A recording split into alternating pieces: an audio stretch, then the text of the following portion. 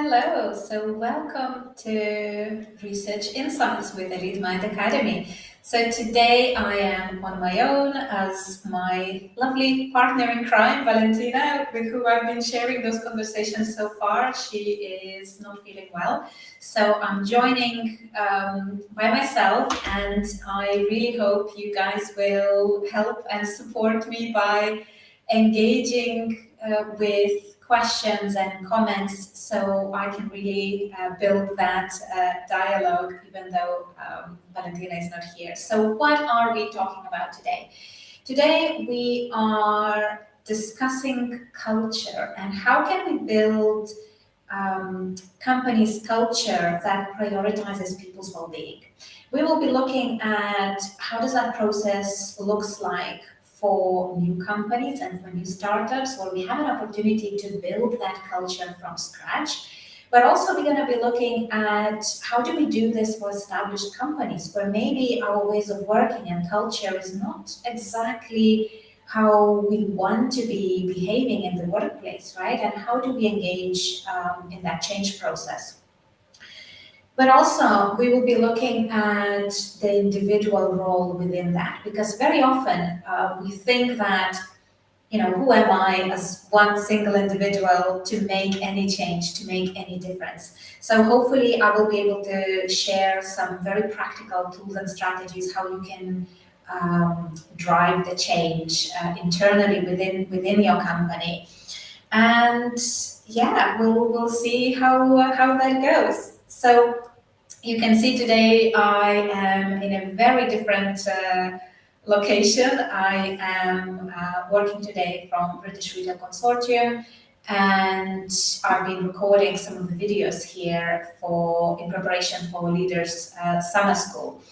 And in the Leaders Summer School, I am leading discussions around purpose, and it's also very important, I think, for this conversation, because when we are looking at companies' culture and how do we align this, I think it's so crucial that is linked to our company's purpose and the reason for existence, but also it connects with the purpose of each individual to make sure that every person can bring their best selves to work. So yeah, if there are anything else that you would like me to answer, any other topics you would like me to engage with, then please feel free to share that in comments. And I'm looking forward to hearing your questions, and I'm looking forward to diving into this interesting topic. So, where do we even start? How do we build company's culture? I think if we start maybe first with definition of what a company's culture is, right? In my consulting model, I'm using this approach of three I's, different levels of intelligences that we have. So there is insight, which is your kind of head cognitive rational intelligence.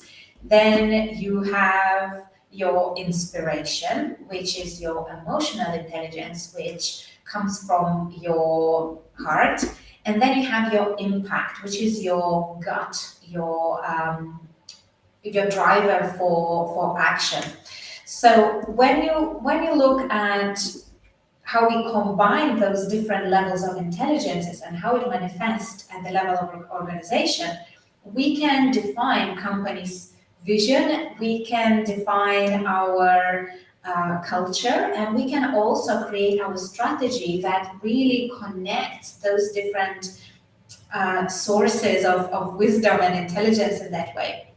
So when we combine all that we know with our kind of head intelligence, with the emotion, with that kind of inspiring emotional connection, we have company's vision, right? And this is something that we start with. We want to have a sense of purpose and direction. Where is this company going? What exactly we are creating? And that must have rational goals and KPIs, but also it must connect with people's emotions. And we need to make sure that we build that emotional resonance if we want people to come on board with us. Now, of course, if we're just looking at kind of all that we know, all of the knowledge of the insight with the impact, the action, the behaviors, we get our strategy, right? We have our policies, procedures, ways of operating, and really establishing, what is it exactly that we need to do as an organization, and how do we establish our strategic objectives. And at the intersection of emotion and impact, it's how we feel and how we behave. That's where the culture sits, right? And those ingredients are crucial to understand, because sometimes when we ask, well, what culture is, and where do we even start to change this, if we understand that all what culture is really how your people feel and how do we behave, then it becomes much more possible for us to kind of dissect this in all of these parts that and all these kind of smaller elements that can drive the change and can drive that impact. So before we change anything, we need to understand where we are, right? And you see very often, and I see this in my work, that very often when you have change in leadership, when you have new executives, you have new CEOs, they always come on board and they start to change everything because they want to demonstrate the impact of their leadership. They want to really drive the results through who they are. But very often they don't actually ask what is it already that is working here, and we don't always, in that case, then we get huge resistance to change because people are not understanding the purpose of the change intervention and why do we really need to change. So yeah, by simply understanding what culture is and how it's linked to company's purpose and what is it exactly that we're trying to create, it becomes much more possible to drive those emotions and those behaviors. So first, we need to ask people how they're feeling, and we need to understand how we are doing things here. So what are some of the behaviors that are driving our company forward, but also what are some of those, unwritten, unsaid rules that governs how we work on an everyday basis. What are some of those rules that govern how we communicate with each other? What are some of those rules that communicate, that kind of direct the communication of flow from leadership to, all the way down to people who are in the lowest paid roles, right? Are we still aligned on the same values, the same company's vision, the same company's ways of working? So it's really, really crucial to establish how are we currently doing things, and therefore from there we will identify what needs to change. Now, when companies are new, you very often see that culture just evolves organically. And sometimes those cultures are beautiful, and it's really nice to see some startups that are being led by very clear values, clear goals in terms of what's the purpose of this organization and what is it trying to do for the world and for its people. But it's most of the time it's not done purposely, it's not done intentionally. And I think that's the goal of this whole conversation, is to kind of understand what would it mean if we did that intentionally. What does it mean if we take this conscious leadership aspect to it, and we really design our organization, our ways of working, and our company's culture to really support some of those values and some of those goals. Thank you, Rob. There's a question here. Is it easier in small organizations? Thinking of the London Metropolitan Police and the appalling state of their culture that's stagnated for over 25 years. Yeah, I think there are challenges as companies grow. There is a level of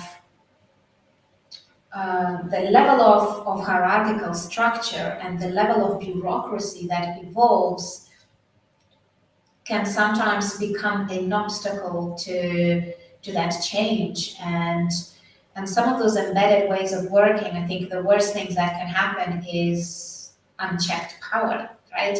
When companies grow and we build those hierarchical structures, certain people who've been there forever and they set the rules and they govern the guidelines and so on, and there is no one to be accountable for, that creates some of those behaviors and unexpected and unacceptable behaviors where there's no one else to account for.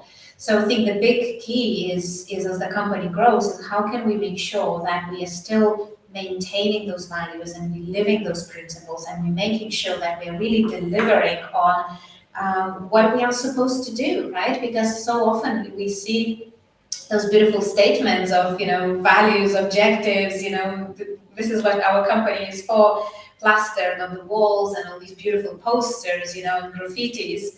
But actually, do we really live this on daily basis? Is this really embedded in the principles of our operations, right? And I think that can be a huge disconnect, and it's much more difficult to uphold that standard for large organizations that have this unsupervised, unchecked power in that way. So yeah, I'd love to hear from you as well. Like, how do you think this can be done? How can we make sure that as companies grow, they do not evolve in those kind of dysfunctional ways of working where it creates risks and creates abuse and creates opportunity for really kind of abusing that power in a way. So okay, so let's look at, okay, how do we, if we kind of take a step back and look at how do we do this right from the start? Let's say a new startup, a new company. How do you build company's culture in the right way from the beginning? And I really believe that culture is an extension of founders' value, because if I'm, let's say, creating a company, there is a reason why I have established a company. There is a reason and purpose for what kind of change I want to create in a world, what kind of problems I want to solve, and how. So I think usually founders create companies with those very, very clear, purposeful, meaningful intentions, but then as company grows, very often it gets lost. And it doesn't really represent anymore, the bigger picture of the values and alignment at every layer of the organization. So I think if we look at what is the purpose of this organization, why does it even exist? And how exactly do we drive this change? How exactly do we want to live? How exactly do we want to work? What kind of future we are building? What kind of ideal we are imagining for the future? And from that vision, now we can start to derive some sort of criteria in terms of what we want to see and what we don't want to see, right? So here we are looking at specific actions and specific behaviors and specific feelings. So again, I'll be kind of going back to this model of insight, inspiration, and impact. It's kind of head, heart, and gut, right? The three eyes, the three levels of intelligence that actually govern everything that we do. And if we look at questions at each of those, so what do I know? What am I aware of? What do we need to know at the level of organization? How do we collect our data? What are some of those guiding principles that govern our knowledge? That's one piece. But then we're looking at how do we want to feel? How do we want to feel as employees? How do we want to make our customers feel as we engage with them through our business? What kind of emotions we want to generate? What kind of inspiration we want to create in the world to drive that kind of motivation and drive for change? And then finally, the impact. What are specific actions? How are we behaving here? What are specific steps? What are specific processes that we follow that can become embedded in our daily ways of operating? So I think definitely it's so important to look at those values and key principles and align it with those behaviors in terms of what we want to see, what we don't want to see. And once we set those, it's very important that from there we are really having those power checks in that way, right? That we are really having a way, a system to follow up that this is happening. And of course, this is about communication first and making sure that that vision and the values are communicated with everyone, and it also that it resonates with every person, right? Because I think, and here I can say from my personal experience that if as a founder you're creating a company that has a very clear vision and mission and this kind of purposeful intention for existence, like for us, for Evelina Academy, we've created this company that's built on the principle of employee well-being and mental health, and actually equipping every person with all the tools and resources so they can reclaim their health and well-being, but also equipping organizations with everything that they need to build a supportive environment to then provide for employee needs. This is a very clear mission that we are on, and it resonates with many people.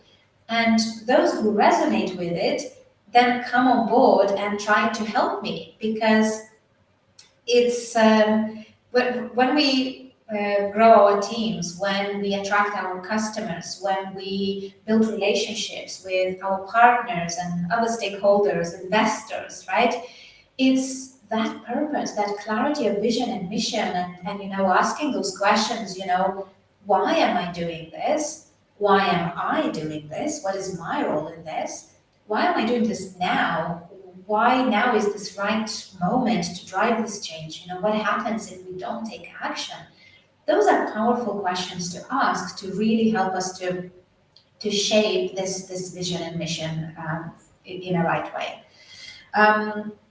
And of course, I think with the startups, we create that culture as an extension of founders' vision and mission, but it requires this maintenance and embedding into this entire way of operating to make sure that those values and principles are being lived. And if I'm communicating specific principle to my team and what are we doing, it's very important for me to ask, what does this mean for you, right? How does this look like for you? If we have achieved this goal, what is it gonna mean for you, for your personal life, for your personal mission and purpose that you are trying to create? So this way we can really make it personal in a way that helps it to travel across the company as it grows.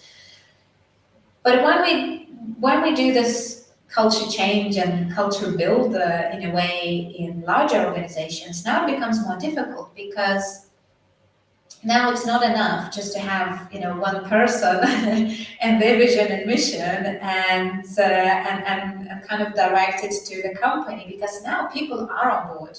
Now people are already working for that company, and it might be for very different reasons to why that company has been set up. So when we have companies with thousands of employees, it is very important that when we start redesigning our strategy, we actually ask people about their expectations. We need to make sure that we involve people in that journey and say, what do you want, right? What kind of work, life, future of this business do you want to see? And what is it that we don't want to see? What are specific behaviors that we want to do and live in this organization? What are things that we don't want to do? What are some of these behaviors that we want to challenge and we want to stand up against, right?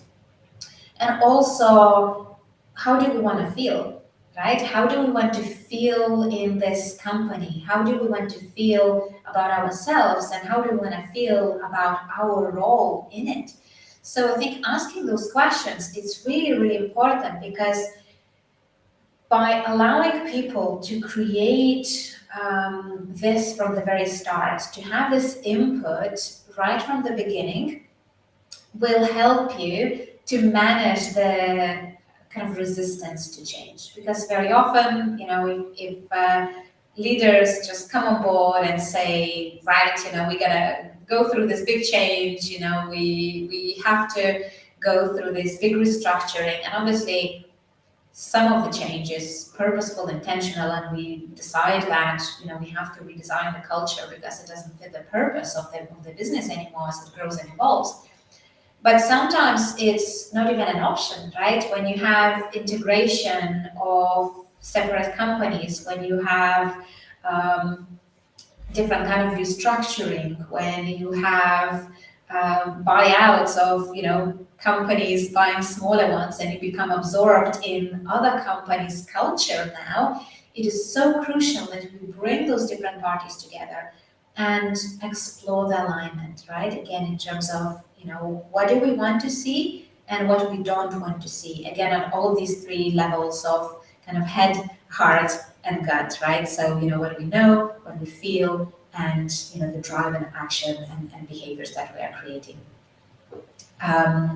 We have a comment here, interesting that the vision and mission are for the customers as well as employees. Great point, and I think this is absolutely crucial, because if we are not aligned internally and externally, we are, then we are not living what we are preaching, right? And I think historically we see companies' vision as a brand statement, as something that is a marketing initiative that looks good on paper, looks good on marketing. It helps us to attract new clients, new customers, new partners. But if we really don't align that with how our people feel and behave internally, then now we will not be able to retain those clients, right? Because you might be attracted to this, shiny image of the ideal, but as soon as you are through the door, you are experiencing very different things, as we're not necessarily living the values and principles through potentially even our customer service and the way we engage with our existing clients, the way we build and maintain those relationships, so they result in this kind of lasting commercial value that we are creating for the businesses, right? So definitely, I think it's a great point, and it's so crucial that those values are the same for employees as well as for our customers. So I think maybe it would be useful for you to share. I have been working for Pret a Manger for over 13 years, and Pret is known very well for developing their people internally. So I've been involved in creating, let's say, some of the talent strategies, leadership development. I was part of the Pioneer project that helped stores to expand out of London into smaller regional locations. And all of that required a huge culture change, because now we were decentralizing organization, right? We were not just providing training in the head office at the central location in London where we used to do.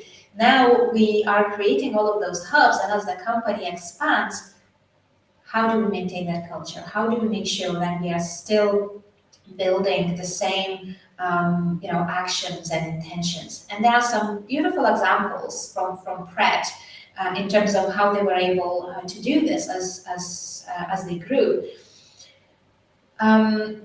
Taking a step back, even from when company was founded in '86, just two guys, Julian and Sinclair, who were passionate about bringing natural homemade food to the high street and serving it as a fast service approach to kind of on-the-go market, and it really changed how kind of fast food industry operates in many ways, right? And they set a lot of those values and standards and principles right from the beginning. They were saying like, we want to put people first, we want to have natural ingredients, we don't want to use any pesticides, conservatives, preservatives, all of that in our food. So they really stuck to those values, and they really wanted to make sure that all of this is being lived. But very interestingly, also, they set the standard in terms of how do we want to work, right, as a company.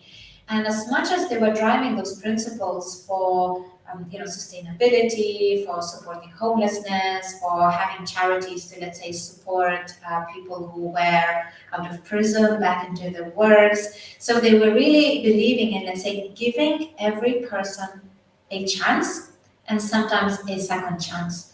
So that could be seen very clearly through some of those initiatives and charitable activities that they did, but also in the businesses. That translated into really growing people internally, right? So I'm one of those examples, right? Because I started in Pret as someone making sandwiches in a kitchen and making coffee and cleaning, and I didn't even speak English at that time, right? But then within less than 10 years I was leading those regional initiatives to help companies scale, right?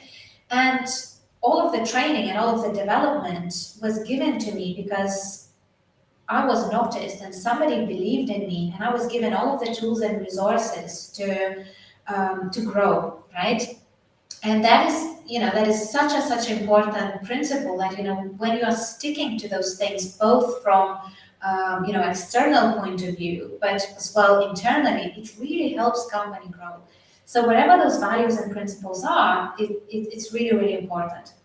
The other important aspect is that they said we want to have fun, and we want to have this close family feeling, and we want to create the positive emotions for people. We want to create those random acts of kindness and recognition for people at random times and so on. So you can see that from that there were these random acts of kindness that were born, where Pret started giving out free coffees. Pret could start. Pret was the first company who would ever give you something for free just because they can, and every person was encouraged to have this little human touch with clients, and what is a little act of kindness that you did today? And we were asking that in our teams, and everyone was encouraged to do this. It's not just management and leadership. Every person was encouraged to do this in their daily work. And internally there was a lot of this kindness and support that then translated into how we work and how we actually party together. So there's been at the beginning, there's been this culture of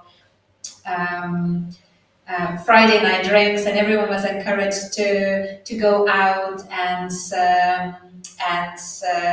kind of bond together.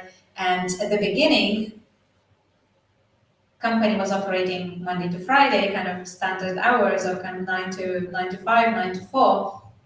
And at the end of every week, they were doing, let's say, stock counts to make sure that all of the ingredients are accounted for with what food you've created that week. Which meant that on Friday evening, where everyone is going out and having fun, there were few leaders or managers who were stuck, working late, doing all of the stock counts and paperwork and so on, which means that they were actually excluded from this community building. And when leaders realized that, what they did, they actually changed the stock count day to Thursday so that everyone can still do this. And even though the company grew and started working seven days a week and longer hours, But that's why Pret, till this day, they have the start of the week. The first day of their week is actually Friday, and the end of the week is Thursday, because it came from this intention to build this culture and make sure that everyone is included in having fun on Friday evenings as a weekly team initiative.